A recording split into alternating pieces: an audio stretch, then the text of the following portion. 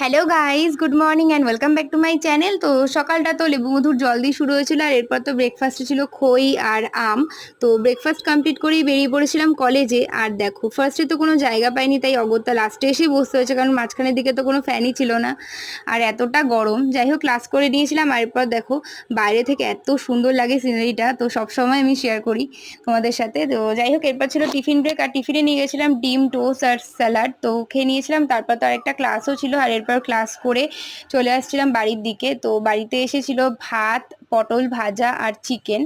তো যাই হোক, লাঞ্চ করে নিয়েছিলাম, আর এতটা গরম লাগছিল, তো সেটাই তোমাদেরকে বলছিলাম। আর এরপর তো গাছের কাঁঠালও ছিল, সেটাও খেয়ে নিয়েছিলাম। আর তারপর সন্ধ্যের দিকে চা আর ছিল এই বিস্কিটটা, এটা ক্রিম বিস্কিট, তো ওই গ্রিন টি দিয়ে কিন্তু খেতে খুবই ভালো লাগছিল। তারপর তো একটু পড়াশোনা নিয়ে বসতেই হতো, কারণ সামনে আবার এক্সাম চলে আসছে। আর রাত্রিরে ছিল রুটি, চিকেন আর আম। তো আজকের দিনটা তো এভাবেই কাটালাম। কেমন লাগলো তোমরা অবশ্যই কমেন্টে